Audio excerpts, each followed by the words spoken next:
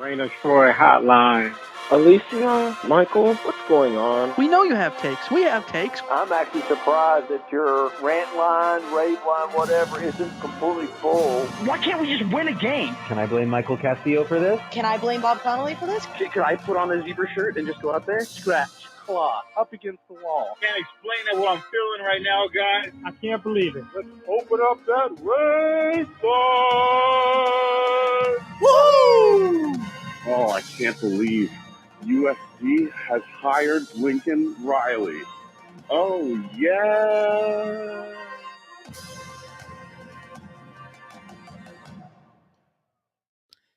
Hello, everybody. Welcome back to Rant Line Radio, episode 505, coming to you on Wednesday, September 20th. We're going to look forward to USC and Arizona State locking horns in Tempe at Mountain America Stadium? What the hell is a Mountain America Stadium? It sounds like a bank that they would make up to be in Breaking Bad or something like that. It's horrible. It's a credit union that doesn't even have a location in Arizona. What the hell is going on? Anyways, Mountain America Stadium. As always, you can join us here live on YouTube. You can follow us on Twitter and Facebook and subscribe to the show on Apple Podcasts, YouTube, Spotify, wherever you get your podcasts and email. We are there. Our email address is rantoftroy@fanside.com. I'm your host, Mike Castillo, joined along with my co-host here in the Rant Line studio in Los Angeles on her birthday, Alicia Daradola. Hello, everybody. Hello. Welcome. How did it feel to be a year older? Does it say anything that I'm not actually sure what age I am right now? I've reached that age too, where I'm like, am I 33? No, I'm 34. I woke up this morning and thought to myself, I'm 34? Here's the depressing part about it. I don't mean to be depressing for you, but here's the depressing part. Today is your 34th birthday, right? I think. I think so, yeah. But that means you've already completed 34 years and you're starting your 35th year. Oh, well, that's the depressing way to look at it, right? That's depressing. No, it's not depressing. The reason we celebrate birthdays is because we have survived another year. I was thinking about this morning and how kind of morbid that concept is, but it's the truth. We have survived another year. Well, and I am very happy to have survived another year and to, keep living my life. I'm chill with my age, honestly. I went through the age crisis at 29, so it's all good. Listen, the greatest song ever written says, the sun is the same in a relative way, but you're older, shorter of breath, one day closer to death. Well, okay, that's also very morbid. Staying on the morbid train. I know, but that's cool. Yeah, because every year's getting shorter, and never seem to find the time. But I will shut up about that. We are back here for USC and Arizona State preview. Should be a fun one Saturday night. The Trojans and the Sun Devils. Big welcome to everybody joining us here on YouTube. A lot of happy birthdays that you're getting. A lot of happy birthday love that you're getting here on YouTube. Big thank you for all of those things. We are pumped up to talk about USC and Arizona State. Why? Because, Alicia, I love the state of Arizona. Multiple reasons. Number one, I think objectively a top 5 most beautiful state in the country. It is an underratedly beautiful state. Ridiculously beautiful, yeah. You got Utah, Colorado, Washington, Alaska, California, Arizona. Okay, maybe not top 5. Top 10, surely. It's up there. I mean, Arizona's beautiful. There's a lot of beautiful states. Arizona is one of them. Yes, absolutely. It also has my favorite meal in the world right there in Tempe. If you're going to Tempe, by the way, here's a little inside baseball. Do you want to go to Arizona this week and sound like a true Zony? Then you have to pronounce the name of the city correctly. It's Tempe. Tempe, not Tempe. I learned this when I moved there. I was like, why are these people saying Tempe? What is Tempe? Never heard of Tempe in my life. That is technically how you're supposed to say it. That is funny because we were just having a conversation about how Tempe is a city of transplants, city built by transplants. Mm-hmm. Because Tempe sounds like when people mispronounce Oregon. And it's like, what are you doing? Well, they say Oregon. Oregon. Yeah. It's like, it's Oregon. Like, it's like, why are you overthinking this? Like, Nevada. Tempe is exactly like that. Like, what are you doing? But you know what? But it's right. It's somehow right. If that's how they want to do it in Tempe, then that's how Tempe. By all means, it is Tempe. But anyways, my favorite meal is in Tempe, and Alicia, you agree with this? Because you agree with most of my food takes, even though people do not want to acknowledge that. No, I agree with some of your food takes. I vehemently disagree with many of your food takes, but one of your food takes is your opinion of that particular meal, which you should tell the people about. Yes. You're going to Tempe this week for the game. Please go to Four Peaks. By the way, we always have glasses that I drink water out of. And the one day I get you the Buc-ee's one is when I should have... You got the wrong one. You should have got a Four Peaks glass. I have a million Four Peaks glasses. Go to Four Peaks. I would tell them that we sent you, but that's weird. Don't do that. They'll say, who? Who? Yeah. And you want to get I think it's called the 8th Street Chicken and Chips. It's their chicken tenders, whatever it's called. It is the best chicken tenders in the world. It is a beer battered chicken tender, and their fries are to die for. They are incredible. Legitimately the best chicken tenders imaginable. Those tendies are stunningly good. Like it is outrageous. Every time. Yes. And for all the chicken tender haters that presumably are going to be in the chat, but listening to this wherever you may be in the world, get over it and go try them. They're really good. They're really good. So yeah, you go check out their Four Peaks in Tempe. But also, more importantly, you'll be in Arizona, which is a legal gambling state. Because Alicia, have you signed up for DraftKings yet? I'm sure you haven't, because you haven't been to Arizona yet. But when you go to Arizona this week, if you're a new user, you can receive $150 in bonus bets instantly. They're following just 3 steps. You create an account. Number 1. Well, first of all, number 1, you go to Arizona. Number 2, you create an account. Then you're going to wager $5 on any sport. Whether your first wager wins or loses, you'll still receive $150 in bonus bets. All you have to do is use the code Reign of Troy when you sign up. The best part is you use that code Reign of Troy this week when you go to Arizona. And it not only gets you the bonus bet, but it helps you support the podcast. So if you're considering signing up for DraftKings when you go to Arizona this week, followed by you going to Colorado next week, another legal gambling state, you're going to use our code Reign of Troy to maximize your first bets. This offer, of course, is available for new customers who are 21 plus and physically present in legal gambling states like Arizona and Colorado. Exactly. Yes. Now is the time, kids. Now is the time. Strike while the iron is hot, baby. So please remember to always gamble responsibly and check the episode description for the full terms of the offer. There you go. Chicken tendies and over-under picks. That's what's hot in the desert this week. Alicia, we got a bunch to get to, so let's start with the news, shall we?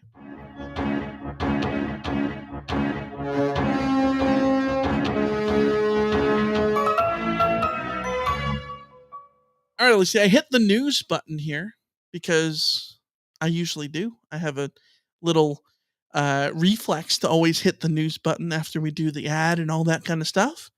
It's really quick today. Mason Cobb is healthy. He's going to play for the Trojans. There you go.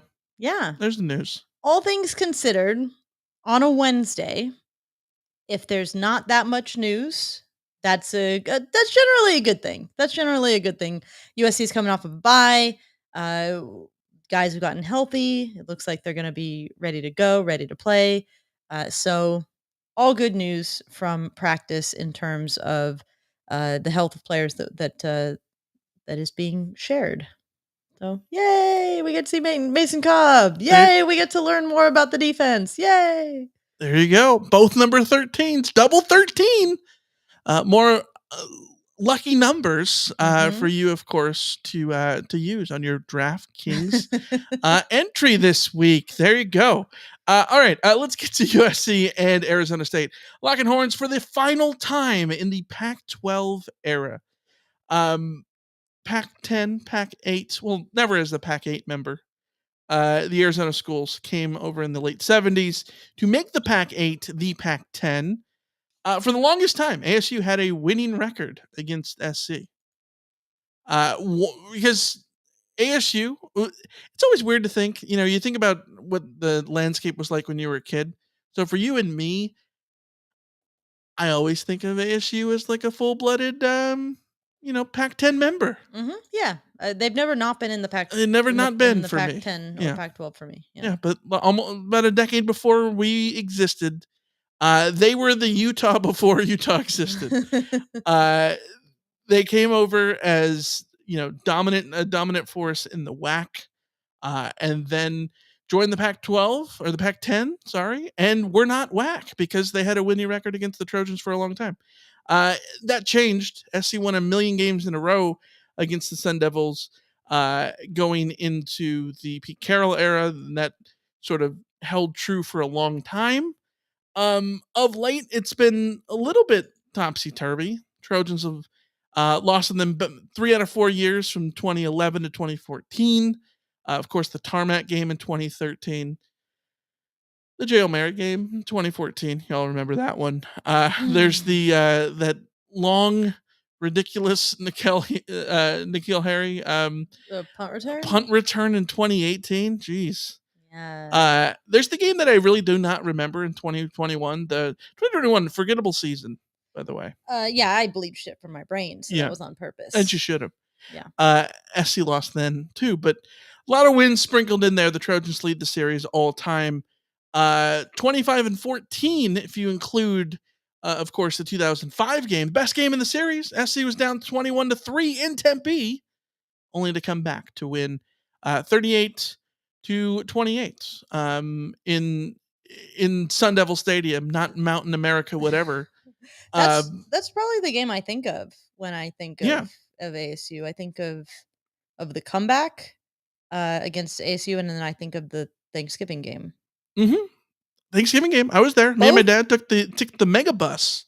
Both I might remember because I wasn't really able to watch them the comeback. I was in Sacramento visiting family, and I was alone in like the back room where they had the TV, where I was watching the game and sort of like going back and forth to socialize. When I was like a kid, I was young. Yeah. And then the Thanksgiving one was Thanksgiving, and my aunt and uncle were hosting, and their property has like an upper bit and a lower bit, and the lower bit was where the TV is. So like we got to their house, and I'm running straight down to the barn to go watch the game. We couldn't get the TV hooked up. We couldn't get it figured out, and we got it on, and like immediately that's when boom, the score, was it kickoff return, or it was like an early score or whatever? It was a kickoff return on that was ASU's first score. Yeah. Me and my dad got tickets through StubHub, and we're sitting in the ASU section by mistake. Horrifying when the game immediately goes wrong from the beginning. You're like, oh my God, this is going to be brutal. Also terrible in one of the, you have one of those moments that you just think about for the rest of your lives. That is embarrassing to you, but it's probably not a big thing to anybody else. After that game, the guy next to me was like, good game, and he walked away, and I'm like, yeah, you too. And I thought there, I'm like, did he think I was a sarcastic asshole? He's never thought about that moment ever again in his life. And I think about it on the regular. Bringing up on a decade later. On the regular, yeah.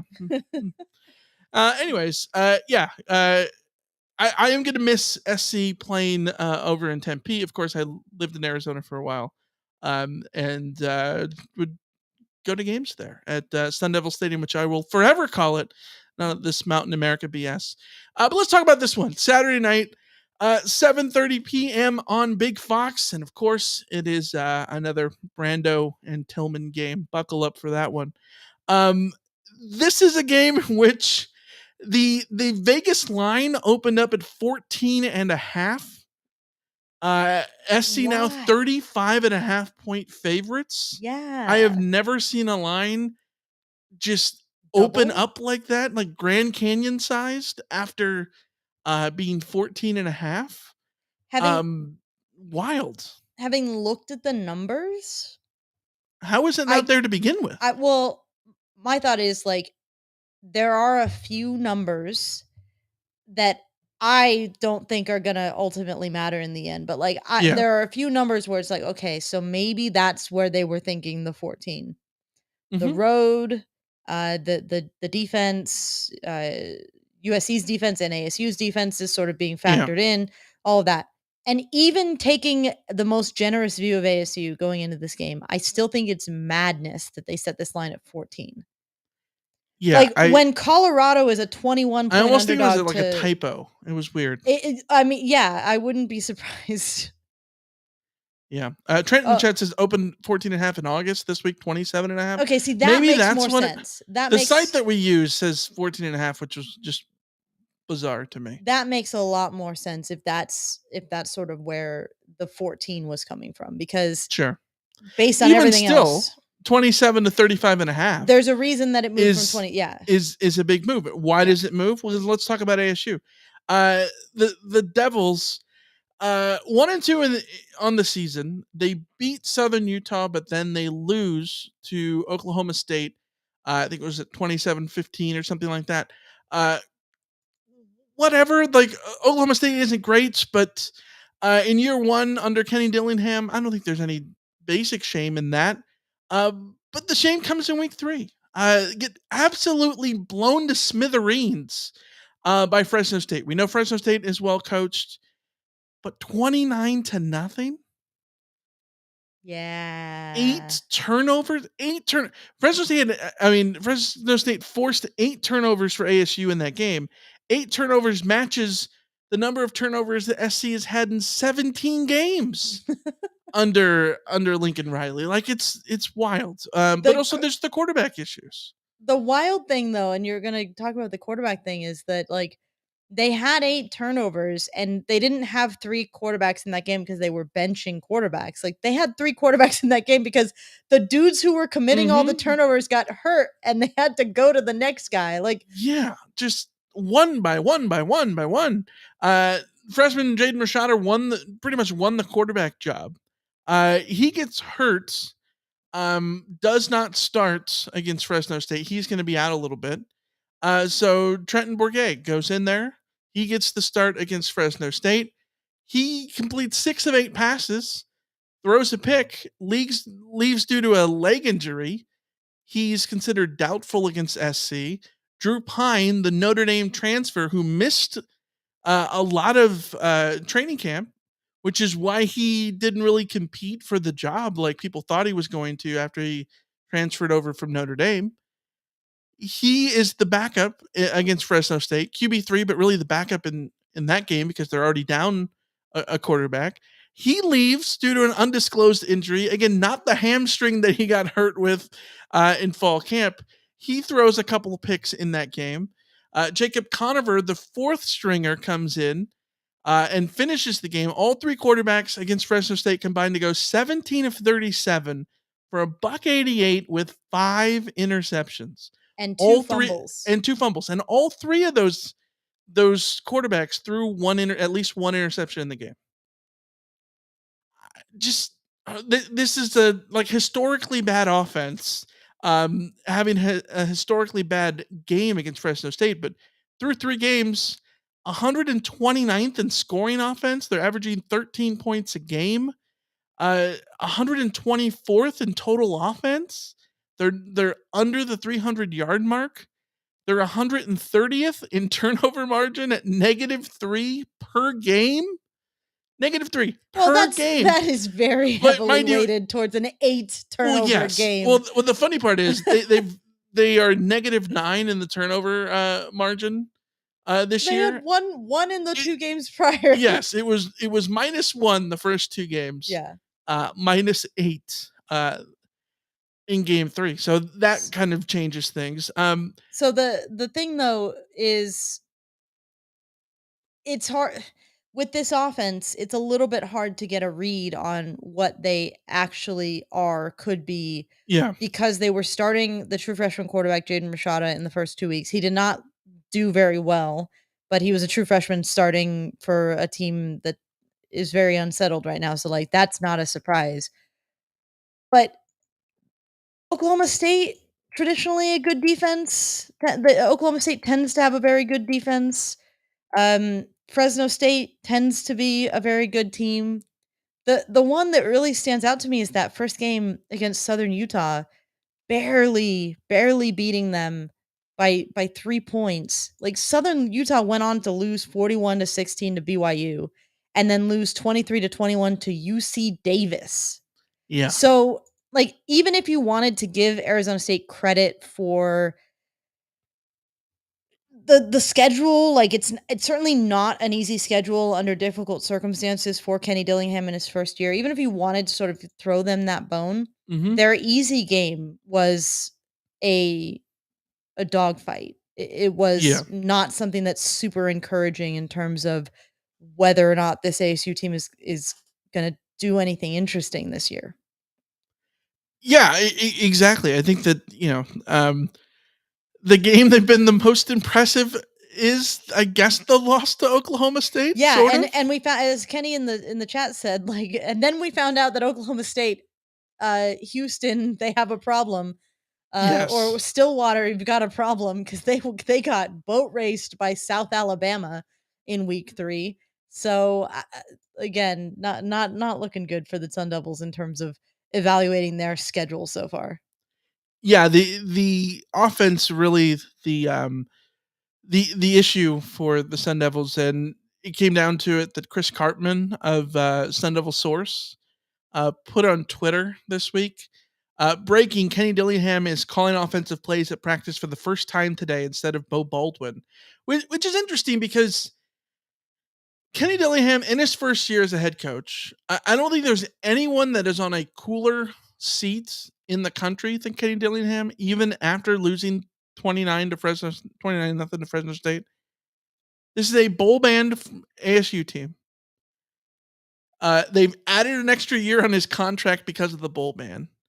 He is replacing an absolute dumpster fire that was left by Herm Edwards. I don't think there's big expectations in year 1 for him. Mind you, ASU always finds this way to just like constantly be at least 7-5, even when you think they're going to be bad. They're still 7-5. I don't think that's going to happen this year. This does not look like a decent ASU team, but it's still interesting to sort of take the reins of the play calling after 3 games. Like usually that feels like a last ditch effort move. That feels like a rash decision. But shouldn't you have been calling the plays in the first place then, I guess? That's where I'm at. Like there is this tendency for first-time head coaches to try to focus on being a head coach, and I certainly think there's merit in the idea that you need to focus on being a head coach and learning how to do that. But when you're Kenny Dillingham, like your play calling is what got you hired as the head coach. Right. It's weird to me that so many coaches take that aspect of their ability and just set it to the side as like a break in case of emergency. Well, like don't get in your emergency in the first place. I think that Lincoln Riley sort of has it right where he is the play caller. He will always be the play caller. Like that's right. That's one of his great strengths. So why wouldn't he put his best foot forward? So this just feels like why weren't you the play caller in the first place? Yeah, it's going to be an interesting situation to see if that changes things. I mean, you look at ASU; they can only get better on offense. A lot of that's going to come with repetition at quarterback. If they continue to get to go through all these guys with injuries. How do you get into sort of any rhythm? At the same point, if they're able to just have Drew Pine, who started at Notre Dame last year, he didn't look terrible. He threw for 318 yards and 3 TDs against the Trojans last November. A lot of that, of course, to Michael Mayer, but like he was able to move the ball. He didn't look like the worst quarterback in the world, which all of them collectively sort of looked like that against Fresno State. So if he can be healthy and all that stuff, maybe they can be a little bit better. I think it's going to be interesting to see what happens on Saturday against the Trojans, because you look at the numbers that we have on the screen here on YouTube. Points per drive, USC on defense, 13th in the country at 1.03. Going into it, even with SC having a schedule that is, softer than ultra soft, to begin the season, I don't think you would have imagined that SC would be 13th in the country in points per drive through the first 3 games, but yet they are. And ASU is 129th. So if SC could, shut down Nevada and Stanford to the extent that they did the last 2 weeks, which is, mind you, what SC should be doing when they have a talent gap like they do over those teams, then shouldn't they do that sort of same thing on Saturday night against ASU? I mean, that's the big question. There was a point last week during the bye week that I was like, man, it sucks that USC is playing ASU, especially this ASU where everything that could go wrong for ASU in terms of injuries, their offensive line is ravaged by injuries, everything's going wrong for them. That it was like, it's unfortunate that USC is going to be playing them this week because we won't learn that much about USC. But the more I thought about it, the more I think there is something to learn about the USC's defense against this ASU offense, specifically because it does look like they're going to play Drew Pine. And yes, Drew Pine doesn't have the advantage that that he had last year when he was playing behind Notre Dame's offensive line with a talent like Michael Mayer to throw to. Mm-hmm. But we did see him against a USC defense where it did feel like they were making him look better than he is. And that's going to be something that I have circled as something I'm looking out for in terms of the eye test for USC in this game. The concept that if Drew Pine looks good again in this game, then like that's a USC defense problem because we have seen what what Fresno State did. He had 4 turnovers in that game. He couldn't complete a pass in that game. Like the quarterback should not beat you in this game. And if they do, then you haven't progressed the way that we need you to progress. So this game is going to tell us something potentially. Again, it's as we've said now for 4 or 5 weeks that the potential to be told something is more weighted towards the bad side of things than the good side of things. Because if USC, pitches a shutout here, that'll almost like it'll be very impressive if USC pitches a shutout. Don't get me wrong, but like that's something that Fresno State did. So you're sort of just going for the course. Yeah, let's talk about the running game. ASU has probably the best named running back duo in the history of college football. Cam Scatterboo, their leading rusher, 36 carries, 148 yards, 2 touchdowns on the season, followed by my favorite name I've ever seen, DeCarlos Brooks. My favorite movie name of all time, Major League 3, Back to the Minors. Underrated movie. People hate on it. Get over it. It's a great movie. Carlos Liston is the main bad guy. I've always thought Carlos Liston the coolest name of all time. DeCarlos Brooks, though, that's Carlos Liston level. That's good. I love that. It's a good name. Yeah, 21 carries, 90 yards for DeCarlos Brooks. SC has been susceptible against the run. We've seen that in the first 2 weeks. Stanford especially. Part of that was because Lamson was so good, the Stanford backup quarterback on his feet. Drew Pine, not necessarily a runner. So what do you think about SC against the run this week. Well, it's again, it's a good way to test whether or not this run defense can mind their P's and Q's and keep it's all for USC's defense, it's all about keeping things in front of them. When we've seen them break down, it's because somebody missed a bad tackle or somebody wasn't in their run fit. If we see USC's defense, they don't have to out physical ASU. They don't have to deal with monstrous athletic talents that are just going to, take advantage of them on an individual level. For me, this matchup is really just about, can USC's defense take care of business the way that they should be taking care of business in terms of doing your assignment. Don't miss that tackle. And ASU in their game notes is touting that they have forced more missed tackles than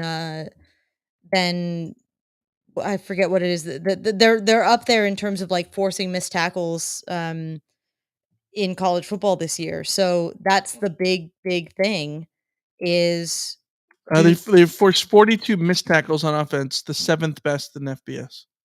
Yeah, there you go. So it's really about USC making sure that they are being fundamentally sound in this game, and the defense will be fine if that's the case. They did play in the middle of a monsoon in their first game. That'll factor in. I do wonder how much that factors into those missed tackles, but and I wonder, it's a shame we don't have like by game numbers, because one of the things that we mentioned, remember, from Oklahoma State with Mason Cobb coming over was that he had a lot of missed tackles. So like maybe it's an Oklahoma State thing as well.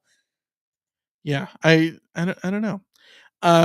Let's turn the page and talk about the USC offense going up against the ASU defense. The Sun Devils, they run a standard defense that you see in college football these years.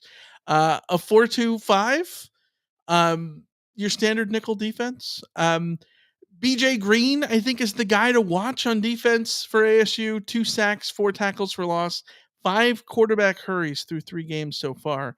Him and Prince Dorba, 2.5 sacks, 2.5 tackles for loss there. Might be cause for concern for what USC has to get ready for on the offensive line. We know the Trojans have not been necessarily great on the offensive line, but they have the all-time greatest deker of pass rushers in Caleb Williams. So that probably helps. And this was the USC offense that absolutely took it to Stanford a couple of weeks ago. 49 points straight out of the gate with Caleb Williams at quarterback. He did not play it down in the second half. So he is fresh off not only a bye week, but having only played half a game against Stanford. We know that he played, 2.5 quarters against Nevada before that? Caleb Williams has not played that much. What do you expect offensively for the Trojans going into Mountain America, whatever it is? Yeah, I think that USC's offense is going to be very, very difficult for anybody to stop. Mm-hmm. But the ASU defense this year, they haven't been a disaster. Now we know that Oklahoma State's offense maybe doesn't really have a lot going for them either. So giving up 27 points there, maybe not the greatest thing in the world. But in a game where you're getting toasted, in a game where your offense is actively hurting your defense with 8 turnovers, I'm kind of impressed that they only gave up 29 points to Fresno State. Only 15 points off of turnovers. Like, that's an achievement for a defense. That is an uphill battle that the defense is climbing, and for them to stay in it and make sure that this didn't turn into a 40-point embarrassment. I got to give them some credit, and the numbers back that up. The numbers on defense, the SP Plus ranking is 87th. That's heavily weighted towards last year. The points per game certainly isn't good, but the other numbers, they're not terrible for ASU's defense. Now, not terrible isn't good enough to stop USC's offense. Caleb Williams is a special talent. USC has just too many guys across the board. But one thing that Fresno State has done well is create havoc plays. They had 6 sacks against Fresno State. They had 8 tackles for loss. So they do have some dudes who can get in there. Dorba and Torrance can get after you and get behind the line of scrimmage and cause disruption. So once again, it'll really just be about USC being fundamentally sound, Caleb Williams being Caleb Williams, and avoiding maybe a little bit of that Oregon State off day that he had last year. Like really, when I look at this matchup, like that's the only thing, and to me, it's a very slim chance. But we did see Caleb have a weird off day on the road against Oregon State last year. So Pac-12 road opener. yeah, Pac-12 road opener. Wait, no, it wasn't. Never mind. Was Oregon State the Stanford, second? Yeah. Get that part. But either way, like when you go on the road, especially the road for the first time in a season, you're upsetting your sort of standard mode of operating. It's the first time you're getting on a plane and going somewhere for the year and all of that. So things can get a little bit weird. And the important thing for USC is just to stay settled down and to do what we know they can do. Yeah. I don't think there's a huge threat here from this ASU defense unless USC hands them things by playing sloppy, by dropping passes, or by having the offensive line not be not keep things in front of them, by having Caleb maybe have his sort of off day. So preventing mistakes from the USC perspective is really the important thing here, because if USC isn't out here putting up a bunch of turnovers, like they're gonna score on this defense. That much is pretty clear. Yeah, I don't think this ASU defense is terrible by any means. At least not compared to the offense, which is just really, really bad. Right, but that comparison is. But that comparison doesn't do a lot of favors to anybody. So, I think that this looks to be another week in which SC should be able to move the ball on offense, but so does every week. That's what this offense. I'm waiting for the week when that won't be said. It kind of makes. I don't know if there will be a week. Yeah, it makes previewing USC's matchups, offense versus the opposing defense, a little bit just repetitive. But when it comes down to it, like who is gonna stop Caleb Williams? I don't think this ASU defense is gonna stop Caleb Williams. It goes back to the only person who's gonna stop Caleb Williams is Caleb Williams. So right, Yeah, Sean in the chat says Caleb Williams is another name for cheat mode. I mean, that's what it feels like. Yes. Basically, yeah. Bill Connolly's numbers have SC, doing good things, of course, but like he made the comment the other day that SC's offense, the most reliable thing in college football. It is. It just is. This offense, with this scheme, with this system, with Caleb Williams leading it, and with so much control that he has, it's the most reliable thing. And it makes our game previews slightly boring because there's only so many ways you can say that, SC looks like if everything goes right, they're going to score 60 points this week. Yeah. But if everything goes right, they're going to score 60 points this week. There you go. There's a preview of the offense. If everything what else is there to say? If everything goes half right, they're scoring 50 points. So it's it's how it is until it isn't. Until it isn't, that's going to be the case for these Trojans. They look absolutely unstoppable on offense. But let's get to some over/under, shall we? So you're going over. I'm feeling bold. Give me that over. I'll go under. I got to take an under here. I got 3 unders to take. I'm going to do an under here. All right. So this is over/under, not the DraftKings over/under, but you can do that by using the code Rant of Troy when you're in Arizona this week and when you're in Colorado next week. So remember that. But this is our over/under, our Rant of Troy over/under, a game in which I am leading the season with a record of 10-8. You are 9-9. A game behind in the both the win and the loss column. You looking to improve that. What is your first over/under of the week? What do you got? I'm going over/under 2.5 ASU giveaways. So turnovers committed by ASU, turnovers forced by USC. 2.5. USC had 3 turnovers against Stanford. We saw what that pass rush, what Bear Alexander and the defensive front was able to do to disrupt Stanford's offense and force those turnovers. And obviously, ASU had the 8 turnovers against Fresno State. That was 2 turnovers, 2 interceptions, 2 fumbles from Drew Pine, the quarterback that we expect to play to start for ASU against USC. I think this is interesting, especially because, and it's not, this is not a one-to-one comparison by any means, not even a comparison, but it's worth noting that Fresno State's defense in SP Plus ranks 51st, and USC's in SP Plus ranks 47th. So they are in the same class of defense coming into the season. Sure. Fresno State and USC. So that's not to say that like I expect USC's defense to to get as many turnovers as Fresno State's did.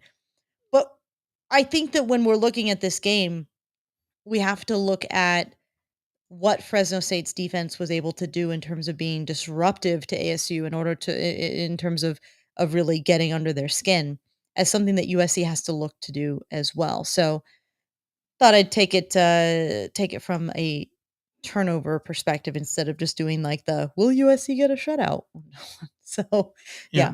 So 2.5, right? 2.5 ASU 2.5 giveaways. I am going to maybe this is a little pessimistic on the SC side. Sure, I don't know. I'm taking the under here, and the reason for that is ASU's turnover issues so held to that Fresno State game that it's hard to say that they have a turnover problem or did they have a bad turnover game? You know what I mean? Like, yeah, it's hard to say. Like, I when you turn over the ball 8 times, that tells you have more than just a 1 game problem, more than likely. But they haven't done it in other games like that. So, I don't know. I think SC can still force a couple turnovers in this game and it still be under that 2.5 line. So I'm going to take the under. The 2.5 just a little too high. If it was 1.5, I'd take the over probably. So I flirted with setting this line at 3.5 and just felt like that's way too that would have high. been too easy of an under, I think. Yeah. But you're playing the odds here, which is something that I always do. So I'm kind of glad that I get the over on this because I think that this could be a huge game for USC havoc wise. So we will see. Absolutely could be. I mean, the Trojans they're averaging 9 tackles for loss per game. They continue that kind of havoc rate and force negative plays. They're going to put ASU in position to have to gamble, have to throw the ball downfield, have to do those kind of things, which leads to turnovers. But USC could have 0 turnovers in this game and still have a really, really good defensive performance. In fact, without any turnovers in this game, with the right score line, I'd feel very, very good about a defensive performance in this game. Yeah. So yeah. Let's go to my first over under of the game of the week. Hear me out on this. Over under 1.5 full quarters until ASU scores. I need to explain how this works. Yeah, so I need the ASU has not scored in 6 full quarters. They obviously did not score against Fresno State, 4 quarters there. And they didn't score in the second half against Oklahoma State. So 6 full quarters they have not scored. So how many full quarters until they score against SC?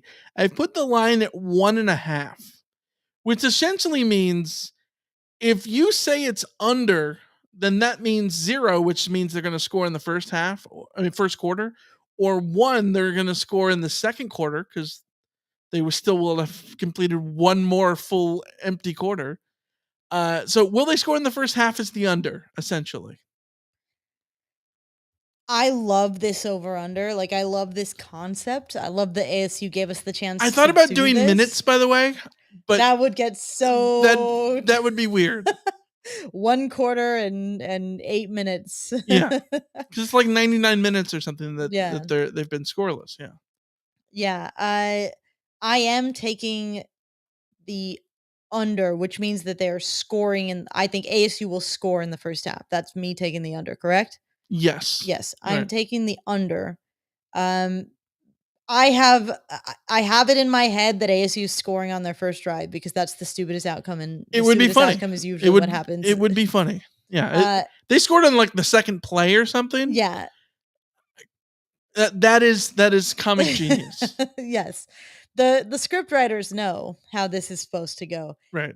So I am definitely taking the under, but I love the concept, and certainly when I'm taking an under that I could lose, I will be happy to lose this one, to be quite honest.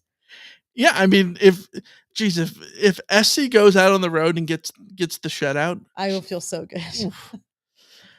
would not feel good if you're an ASU fan for No. sure. Back to back weeks. Let's get to your next over under. What's that one going to be? All right, I am going with 4.71. That's USC yards per carry, rushing. So USC's season low so far in the first 3 games is 4.71. That was against San Jose State. Mhm. They're averaging 6.77 yards per carry this season. The one really good thing that ASU has consistently done in every single game is not give up the run. Their season high for rush yards per carry was against Oklahoma State at 3.65. Their defense is averaging 2.8 yards per carry allowed. That's very good. Like Yeah. I think they're doing a very, very good job against the run. And USC, the only area of USC's offense that isn't otherworldly is the rushing attack. And I don't think that's because the rushing attack is bad necessarily. I just don't think USC is like leaning the rushing attack is definitely second fiddle to the passing attack. I think it's because the passing game is so good. I mean, yeah, how right? are you supposed to run the ball when every time you pass the ball you're getting Also, 30 yards and a how touchdown? How are you supposed to run the ball as good as the passing game is? Yeah, exactly. So I'm not saying that's a vulnerability for USC on the ground, but it's Right. certainly not an area where USC is statistically blowing up the stat sheet. So, Yeah, will USC have essentially what this is asking is will USC have a season low in terms of yards per carry going against a defense that has held the first 3 teams that they faced to essentially season lows? Yeah, the crazy part about this is you the way where you put the line, SC could have a season low that is almost 2 yards better than ASU's season average to date and still get the under, which is nuts. Yeah. But I'm gonna take the over. SC 4.71 in the season opener against San Jose State, but they ran the ball so good the last 2 weeks. Marshawn Lloyd. I mean, Marshawn Lynch just rolls off the tongue. It's annoying. Marshawn Lloyd is he just looks so good. Austin Jones, just quietly reliable, and so I don't see any reason not to say that the Trojans have a yards per carry average that's higher than 4.71. I think the argument for taking the under would be if SC blows the game up early and then calls off the dogs in the second half and ends up running the ball a lot in the second half, and maybe get like Quentin Joyner out there and like things kind of, slowly slow down that way or something like that. But I expect SC's offense to just be running all over ASU in more ways than one. So give me the over on this one. Okay. All right, let's go to my next over under, which is over under 35% ASU available yards gained. There's a thing here, so I want to explain this. Available yards. If you start at the 75-yard line, the 25-yard line, you have 75 yards to gain. You score a touchdown, you've gained 100% of your available yards. If you gain 25 yards in punts, then you've gained 33%. You've gained 25 of those 75 yards, 33% of your available yards. That's how it works. ASU's offense this year is 126th in the country in available yards. They are gaining 26.7% of their available yards. But the site that we go to for this, which is bcftoys.com, highly recommended, by the way, the available yards are in non-garbage drives. So they parse out the garbage time drives. I am not doing that for this over under. So I bumped it up to 35% because I'm not going to take garbage time out of here, because the method for what garbage time is so convoluted. It's like, is it Depending on the 16 score points with and time the left. the number of minutes and it's I'm not that much of a math person. SC's defense, by the way, 16th in the country in defensive available yards. They're holding teams to 32.5% available yards on non-garbage drives. So we're going to say 35% on all drives, garbage included. 35 over under 35% available yards, garbage included for ASU. Yeah, this one's hard to pick because I don't. I wish I would have like ran the numbers on what the Stanford game was. Yeah. Stat Broadcast doesn't have it, unfortunately. No. My philosophy here is to take the over because it's USC's defense, and right now in over under I've sort of decided I'm just going to bet against USC's defense, and that way if they're bad then I win over under, and if they're good then I win my sanity. So I'm going over on this. I don't have a good sense of how this will play out, especially knowing like if ASU is turning the ball over, like that is devastating. But if they're not turning the ball over, is USC getting 3 and outs? We've seen USC's defense give up long drives from teams that maybe they shouldn't have allowed to keep extending the drive. So I don't know. I'm going over. Before you give an answer, you're taking the over though. I'm taking the over. Okay, so you're taking the over, which will lock me into the under. Just to give you some context, I'm looking at the Stanford drive chart. Stanford averaged an own starting on their own 24. So then we can assume that they had 76 yards to gain on every drive, right? Mm-hmm. They averaged 25 yards gained per drive. So that's 25 divided by 76. 32.8. I can probably go in there and add every specific thing to get the exact number, but like just spitballing 32.8, it seems like the 35% is a decent way to place to put the line, I think. But you're going over. I think going over is more than fair, especially when you take out garbage time. One long drive on the last drive of the game could absolutely change those things. So I think that's probably a good call there. I'll get locked into the under, of course. Let's go to your last over under. What do you got? I'm going with 6.5, and that is plays of 20 plus yards for the USC offense. Now, ASU, again, the things that the ASU defense is doing very well is they are not giving up explosive plays this year. They ranked 9th nationally with only 6 plays of 20 or more yards allowed in their opening 3 games. USC is on the other side of the spectrum on offense, or I guess the same side of the spectrum on offense. On the other side of the coin, USC ranks 4th nationally with 26 plays of 20 plus yards in the first 3 games. That is an average of 8.6 plays of 20 plus yards per game. Last year, USC averaged 6.5 long plays per game. So suffice to say, USC's offense is very explosive and has been explosive this year, without a doubt. But ASU has done a good job of not giving up those kinds of plays. So, will we see USC have more plays of 20 or more yards in this game than ASU has allowed all season combined? So this is a wild stat because where I'm going to go with this seems insane. Uh, so, for full disclosure, in the Stanford game, the greatest offensive performance you've ever seen in your life in the first half, right? SC had 6. They In the had first half. two rushes of 20 plus. The 21-yard quarterback keeper touchdown from Caleb Williams. A 25-yard scamper from Marshawn Lloyd.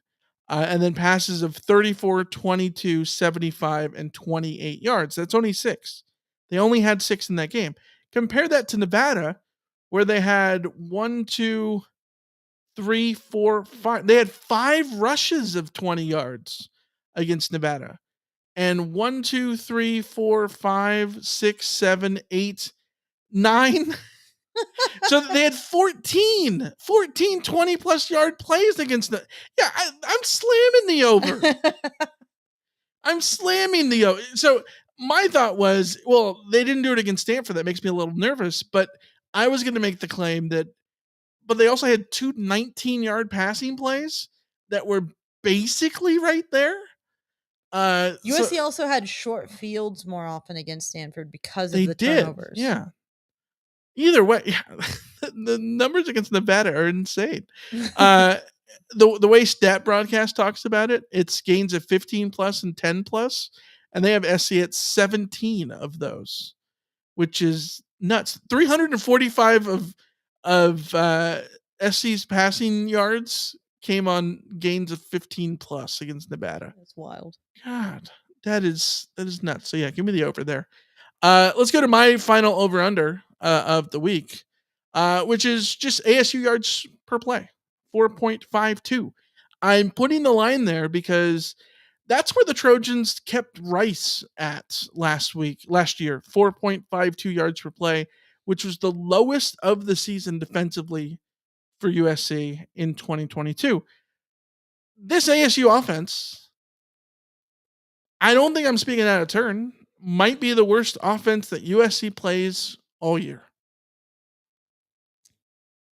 Nevada, maybe? Is Nevada worse? Cal? Was Cal a good offense? I can't imagine Cal would be worse.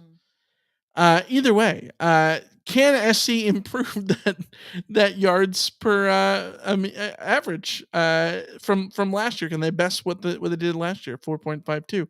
ASU, of course, averaging 4.57 yards per play, which is just a smidge over this line.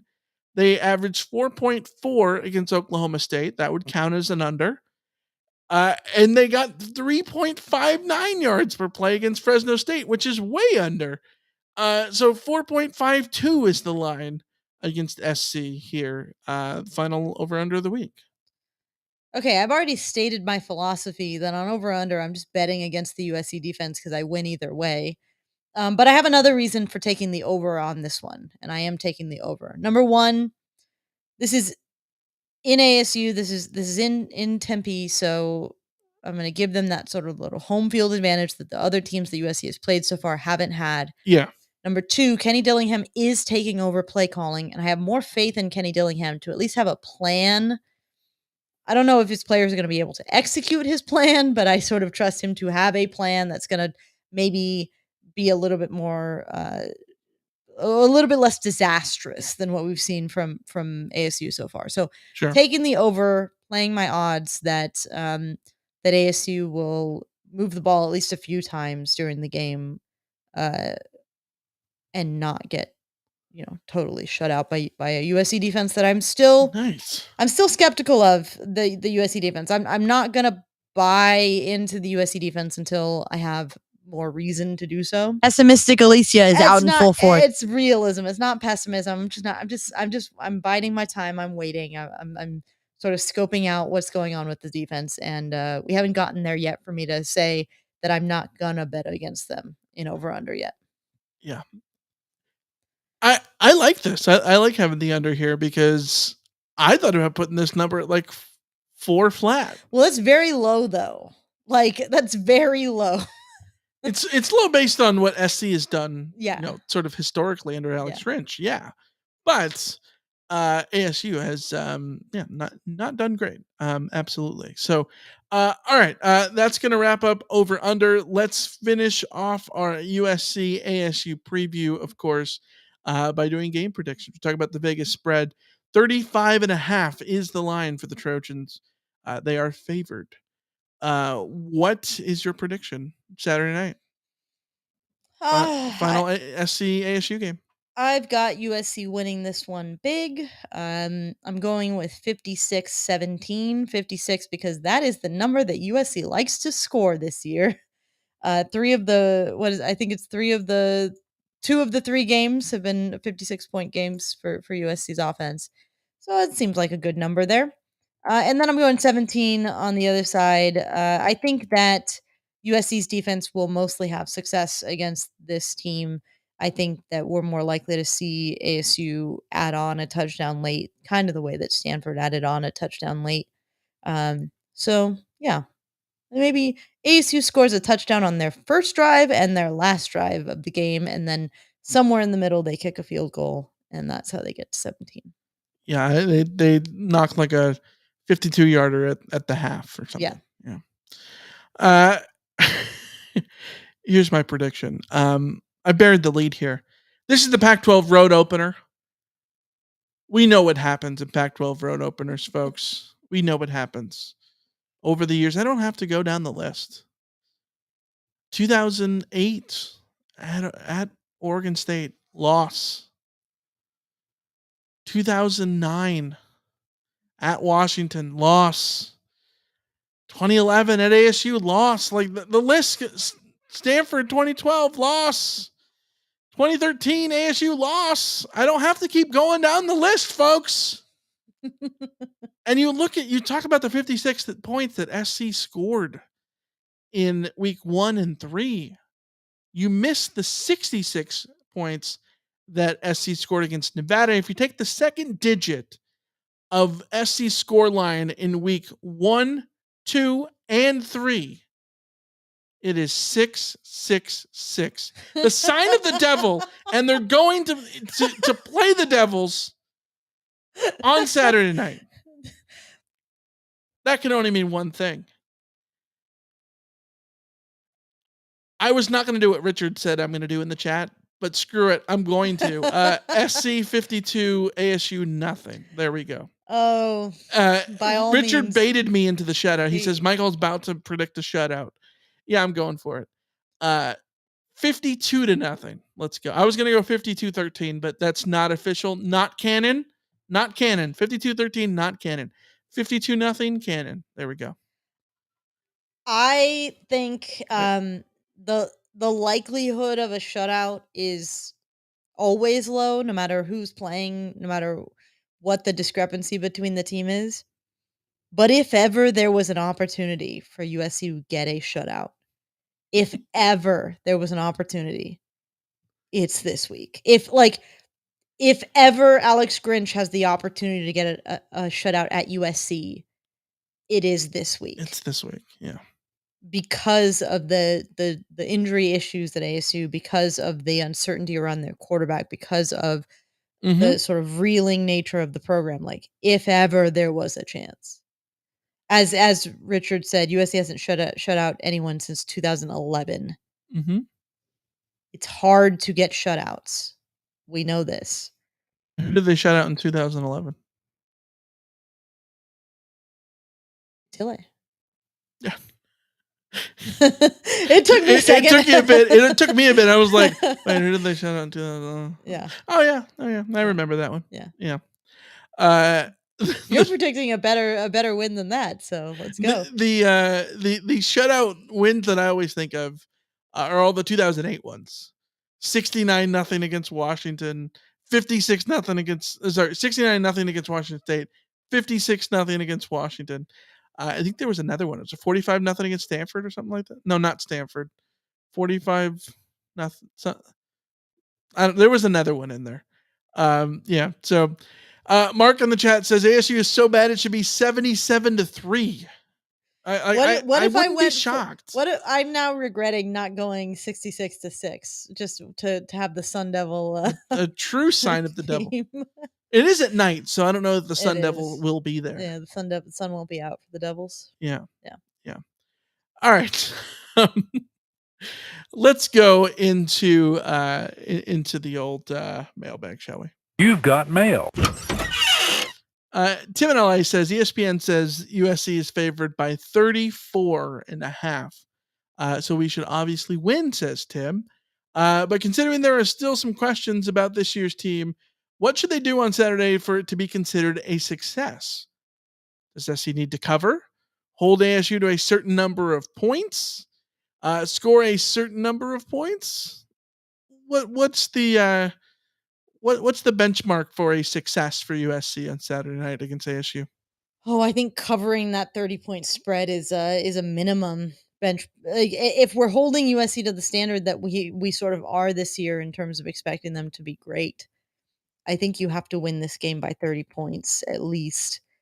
To me, this is very much not acceptable to be a winning by 30, like it being 70-40, 60-30 or something like that. Like that also isn't necessarily a success because we know USC's offense is incredible. I will be impressed if USC is able to put up closer to 60 points against an ASU defense that has shown that they are effective this season. So I think I want to see USC up above 40 points at least.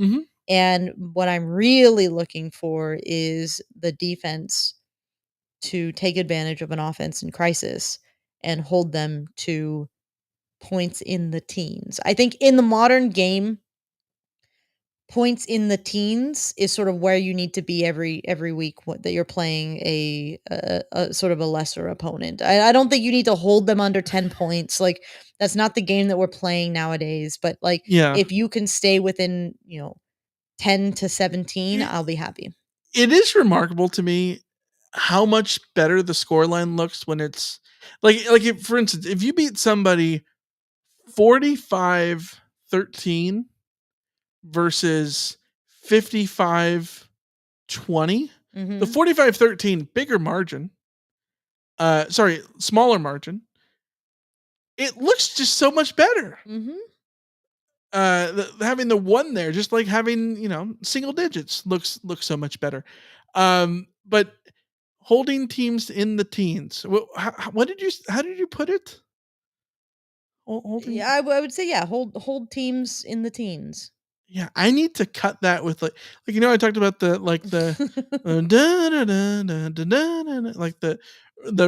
the romance music when you talk about Marshawn Lloyd, but holding teens in the teens, like that kind of works there. Yeah, hold teams in the teens. You hold teams in the teens. Teams in the teens. Hold teams in the teens. And if you're able to do that, that is a good looking scoreline for USC's defense. Yeah, absolutely.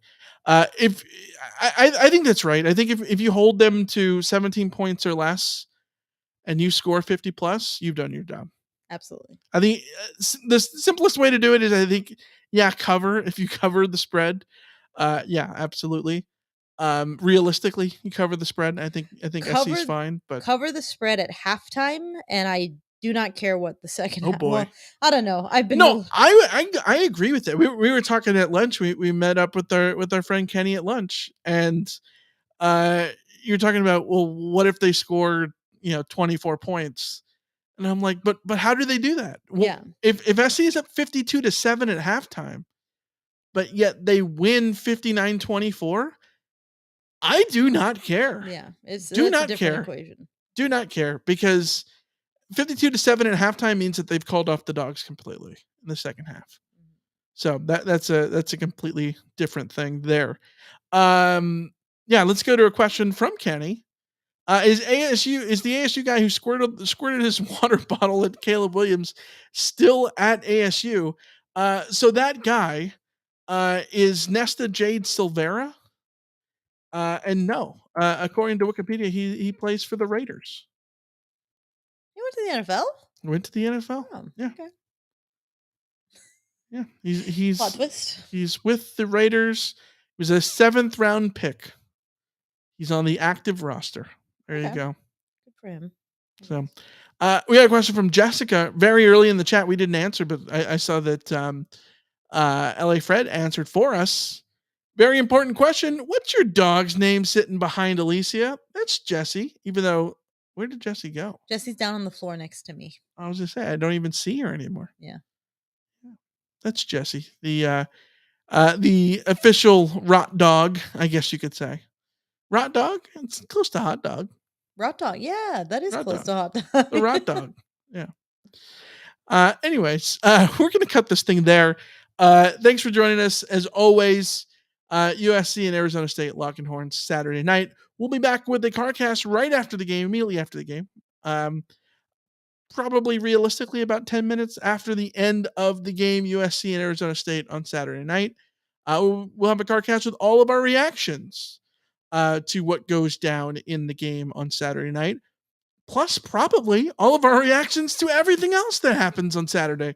Because this Saturday is going to be insane. Epic. This is, I get people don't like 7:30 kickoffs. Fine. Whatever. Okay. There's no better week to have a 7:30 kickoff. And, well, of course, we think that you should be going to Arizona so that way you can use the promo code Reign of Troy at DraftKings when you're in the state of Arizona this week. And, of course, next week at Colorado. DraftKings, Reign of Troy is the code. Well, you should be doing that. If you stay at home, oh my God, it's perfect. 12:30, you have Oregon, UCLA. You have, Oregon, Colorado. You have Utah, UCLA. Alabama, Ole Miss. 4:30, you got Ohio State, Notre Dame, which is going to tell us a lot about both of those teams. Wake up at 9 a.m. and flip back and forth between Florida State, Clemson, and Oklahoma and Cincinnati. Yeah. Like, it's a full day of games that have the potential to be bangers. Yeah. The only downside, as Glenn in the chat says, football and the Japanese Grand Prix. Yes, but the problem is the Japanese Grand Prix begins at 10 p.m. Pacific time on Saturday. Basically, that's the middle of the fourth quarter. Yeah. We'll have the race up while we're CarCasting. Yeah, maybe that's what we'll have to do. Kenny says if Penn State loses to Iowa could go undefeated. Yeah, and then you're gonna have to start talking to your kids about an undefeated Iowa. So. I'm really excited to see Penn State's offense go against that Iowa defense because, Drew Allaire and that crew gets talked about as potentially being able to contend in the Big Ten, and this is a real big test for them. Yeah. Mark says your screen on Alicia's angle looks like a giant Switch. I could like see a it. Nintendo Switch? Oh, that makes more sense. I was thinking like a light switch. Maybe. Yeah. What we need to do is actually put a ROT logo on there. We should put a ROT logo on the screen. Yeah. Mark, hope you're doing okay. Yeah. Mark's in the. Mark says hospital, he's in the hospital and joining it. That's dedication, by the way. Our thoughts are with you, man. That sucks being in the hospital, but I'm glad that you're well enough that you can tune in and listen and be in the chat. So yeah, absolutely. We wish you the best. I'm both in awe and it's funny to me that I'm in awe that you're joining us. Yeah. While you're in the hospital, it's dedication as a ROT bot. It's funny because I feel like you got more important things than us. Hey, but hey, we're glad to help the time go. Some of my favorite the reviews that often mean the most to me are the ones that we've gotten from people who are like, I was dealing with this thing and listening to you guys really helped take my mind off of it, and that's so we're absolutely here for you in that front, and we will continue to be hopefully a welcome distraction from whatever else is going on in life. I mean, life can be difficult at times, so we're happy to be that distraction. Yeah, absolutely. All right. We will be back Saturday night after the game for the CarCast. If you're a member of the ROT Squad, where you get all of our bonus content on YouTube, and you can join our Discord and all that stuff for $4.99 a month. If you are a member there, you're going to see us on Thursday nights because right after dark is when we stream on right back here on YouTube. So it's a double eviction night on Big Brother, and our dedication to the Rotbots will be to be doing Rot After Dark. EAFC literally drops at 9 p.m. I'm sacrificing a lot, okay? Yes. I could be packing Mbappe's and stuff. And but my dedication is to the stream and to the Rotbots. Yeah. So yeah. All right, guys. We'll see you next time. We gotta go. We got what is it?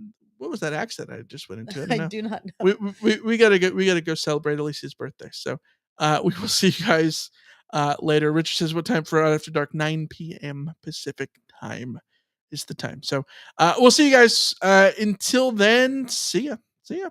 See ya. See ya.